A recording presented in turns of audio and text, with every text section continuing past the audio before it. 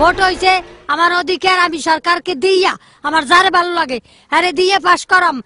আমার সামনের ভবিষ্যতে এই সামনের দিনগুলোতে যাতে ভালোভাবে এই কম দামের জিনিস এই ভালোভাবে চলাফেরা করিয়া কর্ম করিয়া ভালোভাবে চলিয়ে খাইতে পারি, বাচ্চাকে ভালো স্কুলে যেতে পারি, সব দিকে সুবিধা পাই। চারিদিকে যে বিভিন্ন জায়গায় যে জ্বালা পোড়া হইতেছে, জঙ্গিবাদ ইত্যাদি, সেটা কি আমাদের মেয়েরা এটা চাই না। আমরা চাই শান্তি মতো খাইয়া লাইতাম, সারিয়ে দিতাম না। ওই জঙ্গিবাদ আমরা ভয় পাই না, রাজাকার ভয় পাই না। আমরা মানুষ, আমরা আমাকে এই ভোট হয়েছে অধিকার, আমরা এটা দিয়ে আমাদের এই স্বাধীন বাংলাদেশে স্বাধীনভাবে চলাফেরা করতে চাই। আমরা ওই জঙ্গিবাদ ওই জামাত শিবির ওগুলো আমরা ঘৃণা করি, দেখতে পারি না। আপাইলে কুটিয়ে খাইয়ে এলাম, ওটি আমরা চাই না। আমরা আমাকে স্বাধীন চাই। মহিলাদেরকে এত সাহস আছে? আমাকে ইনশাল্লাহ সাহস আছে। আমাদের ছেলেমেয়েরা দেন, ছেলেমেয়েরা স্কুলে যায় এইবার হরতালে এমন আবার উদ্দেশ্যে বাচ্চারা ঠিকভাবে এই পরীক্ষা দিতে পারে নাই।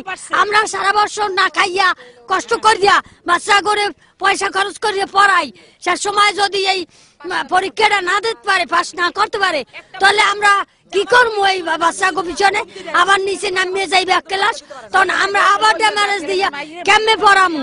এগুলো কি হয়েছে?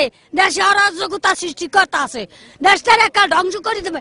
আমরা হ্যাঁ হইতে দিব না, আমাদের দেশ আমরা রক্ষা করবো। আপনাদের এই যে আপনার পারি এখন, মেয়েরা অনেক পারে, কিন্তু আবার এই নির্বাচন আবার বলতেছে যে বিদেশিরা অনেক সময় এটা মানবে না, এই নির্বাচন ভালো হয় না। বিদেশি করতে আমরা বন্দি না, পাকিস্তানি বন্দি এখন নাই।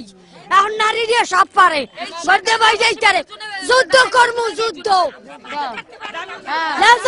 যার যা কিছু আছে সব নিয়ে তৈরি থাকো। সবাই ডাক দিলে আবার বাংলাদেশিরা সব নারীরা যুদ্ধ করবো। আপনার নামটা একটু বলবেন? আমার নাম মোসাম্মদ সেতারা বেগম। কোথায় থাকেন, কি কাজ করেন? বস্তিতে থাকি। আমি একজন শ্রমিক, যে কাজ পাই ওইটাই করি।